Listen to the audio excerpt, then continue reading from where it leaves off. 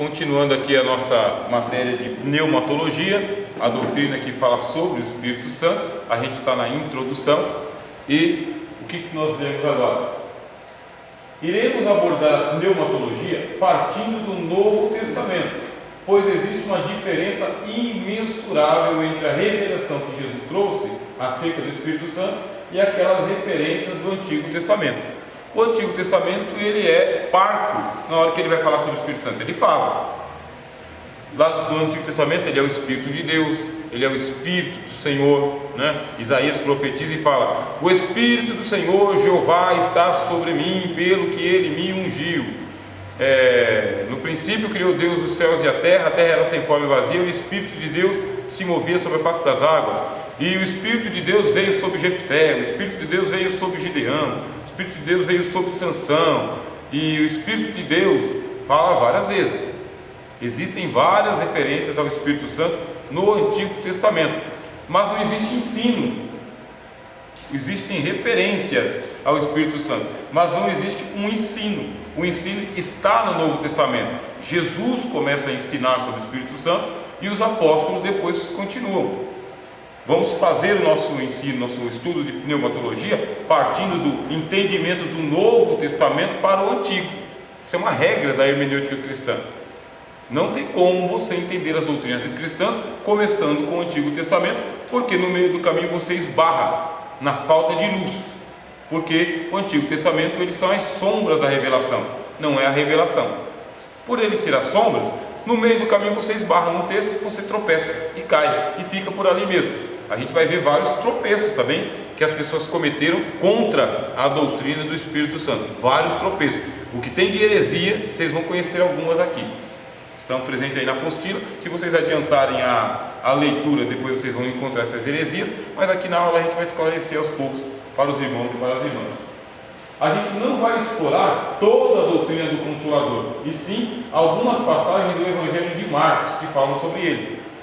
Veja só como a gente começa a falar sobre o Espírito Santo. Eu tenho a Bíblia inteira, eu tenho uma vontade tão grande de fazer uma matéria de pneumatologia usando a Bíblia inteira, eu tenho um desejo tão grande, mas primeiro, falta tempo. Segundo, falta repertório, porque repertório a gente não tem para falar tudo sobre o Espírito Santo. O maior de todos os teólogos, por exemplo, Calvino foi chamado o maior teólogo do Espírito Santo, mas recentemente surgiu um outro aí chamado Benihim, que é o maior teólogo do Espírito Santo. E alguém vai dizer que o maior teólogo do Espírito Santo foi Daniel Berg e Gunnar Wingren, e outro vai dizer que o maior teólogo do Espírito Santo foi Jesus. Se foi Jesus, vamos começar com Jesus? Né? Vamos começar com Jesus. E como que a gente começa com Jesus? Vamos começar pelo primeiro evangelho, que foi o evangelho de Marcos. Bom, Marcos ele é o menor dos evangelhos que a gente tem, são 16 capítulos, e nos 16 capítulos se destacam algumas passagens, e por aqui a gente começa a falar. Depois você vai para o Evangelho de Mateus, vai para o Evangelho de Lucas, vai para o Evangelho de João e vai para a carta, para o livro de Atos. Eu quero começar a estudar sobre o Espírito Santo no livro de Atos. Pelo menos você está dentro do Novo Testamento. Só vai faltar a base dos Evangelhos, porque o Novo Testamento deve ser começado a ler pelos Evangelhos. É por ali que começa a ler o Novo Testamento, não pelo meio, não pelo final, senão você não entende. O primeiro evangelho a ser compilado, a palavra compilado é importante para a gente que está estudando teologia. Compilado não é escrito, tá bem? Não é escrito, porque o evangelho ele não foi escrito do jeito que está aí, aquele começo, meio e fim, da forma como está aí. Houve uma compilação. O que fez Marcos? Marcos foi lá. Marcos ele era uma testemunha, tá bem? Ele esteve presente na vida de Jesus. Ele não era um dos discípulos, um dos apóstolos. Ele era um seguidor de Jesus, ele era um discípulo de Jesus, mas ele não é listado com os apóstolos, mas ele é um seguidor de Jesus. Ele estava entre os escribas, a classe de escribas que andava perto de Jesus.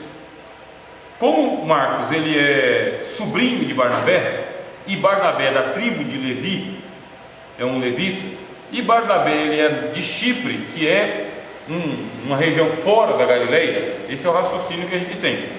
Marcos ele é sobrinho de Barnabé, Barnabé ele é levita, mas ele não é levita de Jerusalém, ele é levita de Chipre. Então o que acontece com Marcos? Ele participou de alguns episódios da vida de Jesus, talvez a última semana, talvez o último ano. O que a gente sabe é que na noite que Jesus foi traído, foram pegar Jesus e tinha um jovem que seguia todo mundo de perto, e na hora que foram pegar o jovem, ele pegou e saiu fora e deixou só a capa, que estava vestido só de túnica, e ele saiu só de roupas íntimas correndo lá. A gente pressupõe que é Marcos, esse rapaz aí, esse rapaz que saiu correndo. Só que depois demorou muito tempo para começar a ser escrito o Evangelho. E quem começou a escrever o Evangelho? Jesus ele era seguido por muitos escribas seguiam Jesus. Os escribas eles eram uma espécie de freelancer, sabe? Eu estou aqui, estou precisando de um rabino para me escrever a história dele, para ver se o rabino me dá um trocado no final do dia. É isso mesmo, tá? É isso mesmo que eu estou falando para vocês, esses escribas aí. Tinha aqueles escribas que eles já eram profissionais, já eram teólogos letrados, e tinha aqueles escribas que eles eram iniciantes. Esses escribas iniciantes, eles ficavam por ali, seguindo Jesus. Aí eles ouviam as frases de Jesus e escreviam. Eles viam o que Jesus estava fazendo e escreviam, faziam o diário de bordo de Jesus. Diário de bordo. Marcos era um desses escribas aqui, que escrevia assim.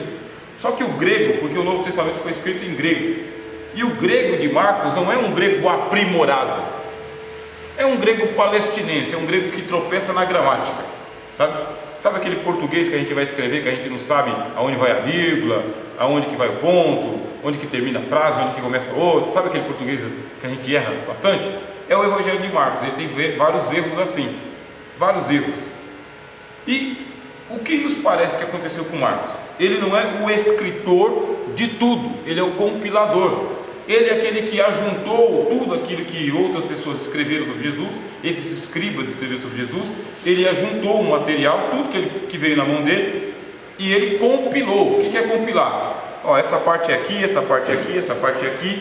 E existem algumas partes que eu falo o seguinte: e no dia seguinte. Mas não significa no dia seguinte porque aconteceu alguma coisa anterior, como se fosse dia 1, dia 2, dia 3, dia 4. Não, é porque o escriba, na hora que estava escrevendo, colocou no dia seguinte. E Marcos, na hora que está montando o evangelho dele, ele coloca aquele pedacinho lá, aquele recorte, e ele vai escrevendo. Isso aí faz parte da inspiração plenária e verbal da Bíblia. Como assim? Como que pode ser inspirado por Deus dessa maneira, se ele está colando uma coxa de retalho que o pessoal escreveu? É porque na hora que ele está fazendo a compilação, ele está sob a influência do Espírito Santo. É o Espírito Santo quem selecionou e diz: isso aqui é divino, é inspirado, é verdadeiro, isso aqui. E outras coisas que escreveram por escrever não foi para lá. Essa é a nossa fé, tá bom? A gente crê assim. E agora que a gente chega com uma Bíblia no português, que você está lendo o Evangelho de Marcos, você não percebe isso. Você e eu não percebemos, a gente faz uma leitura corrida, né? Só que são só 16 capítulos. Vocês acham que 3 anos da vida de Jesus dá para escrever em 3 capítulos? Não dá. Dá para escrever em 16 capítulos? Também não dá. O que ele fez? Pegou os recortes, compilou, e ele montou numa ordem mais ou menos cronológica, né? Começo, meio e fim, mais ou menos cronológico. Tem algumas passagens lá que não caberia ali, caberia em outro lugar. Algumas frases soltas, Jesus tinha frases soltas, sabe? É mais fácil passar um camelo pelo fundo de uma agulha do que um rico entrar no reino dos céus. É uma frase solta de Jesus. Jesus ele era um sábio, ele soltava várias frases soltas, várias frases. E os rabinos faziam assim, sabe? Eles resumiam a sabedoria numa frase só. Exemplo, sabe? Não deis aos cães as coisas santas, né? E não deitem as vossas pérolas aos porcos, para que eles não voltem e vos despedacem. Essa passagem, por exemplo, ela não se encaixa na parte que está ali, ela não tem nada a ver com o texto. Não tem. Jesus está aqui no Sermão da Montanha, Sermão da Montanha, Sermão da Montanha, e ele coloca essa frase lá no meio. O que aconteceu com o Mateus quando ele está escrevendo o texto dele? eu tenho que colocar isso aqui em algum lugar. Onde, cara? Eu vou colocar aqui. Ele colocou ali, para não perder, porque era uma frase de Jesus. De frase de Jesus eles não queriam perder. Algumas frases você vai perceber que não se encaixa no texto. Sabe quem fez isso, que descobriu isso para a gente? Os teólogos. Uma turma que é ficcionada em estudar o texto no original. Existem mais de 5.000 pergaminhos do Antigo Testamento em grego. 5.000 pedaços de textos. E aí tem uma parte da teologia chamada crítica textual, que faz questão de estudar pergaminho por pergaminho. Então essa informação que eu estou passando para vocês é que nós vamos começar a falar sobre o Espírito Santo. Pegamos o primeiro documento oficial cristão. Primeiro documento. Qual que é o primeiro documento oficial cristão? Evangelho de Marcos. Vamos começar a falar pelo Espírito Santo? Vamos falar pelo começo do começo? Ah, mas na minha Bíblia está o Evangelho de Mateus primeiro, e não o Evangelho de Marcos. O que foi que aconteceu? Por que está assim? Foi na hora que estavam montando o cânon do Novo Testamento que o Evangelho de Mateus foi colocado primeiro, por uma questão temática, tá? Porque ele começa falando do nascimento de Jesus, coisa que Marcos não fala, uma questão temática. Então colocou lá o Evangelho de Mateus, que começa falando do nascimento de Jesus, o Evangelho de Marcos, que já pega do ministério de João Batista para frente, do batismo para frente, o Evangelho de Lucas, que é o último evangelho chamado sinótico, que é parecido com os dois, e o Evangelho de João, que é o quarto evangelho, que não tem nada a ver com os três. A narrativa é diferente. Quem fez esse arranjo? Foram os autores do cânon do Novo Testamento, os que ajuntaram os 4 livros. Não é uma inspiração de Deus. Coloca Mateus primeiro, Marcos depois e Lucas depois. Não foi Deus que mandou. Foi uma ideia teológica, para juntar os textos e ficar mais fácil a gente ler. Pegou essa informação? Então, olha lá. A gente vai começar aqui, tá? O primeiro evangelho compilado foi de Marcos, o segundo foi de Mateus, o terceiro seguido de Lucas e por último João. Seguiremos esta ordem. Também buscaremos referência nos demais livros dos apóstolos e profetas, a fim de aumentar nosso arcabouço de conhecimento sobre o misterioso Espírito da Graça, mas não aprofundaremos as discussões, pois não é esse o objetivo do nosso curso. Não vai dar para aprofundar. Não dá para falar do Espírito Santo todo, conforme as escrituras do Antigo e Novo Testamento. Não dá para falar do Espírito Santo todo no Novo Testamento. Vamos falar do Evangelho de Marcos e vamos a algumas referências, tá bem? Algumas referências, para apoiar, para dar um apoio, mas aprofundar não dá. Por isso que eu recomendo os irmãos e as irmãs que acessem lá a primeira playlist que existe, que eu já mandei algumas para vocês no grupo, né? Ali a primeira playlist é Pneumatologia 1. Agora tem essa aqui, Pneumatologia 2. Quando eu for dar esse mesmo curso em outro lugar, vai ser Pneumatologia 3. E vão ser assuntos parecidos, mas que vão ampliar cada vez mais. Amém? Vamos fazer uma pequena pausa aqui, aproveitar que os irmãos já entenderam essa questão.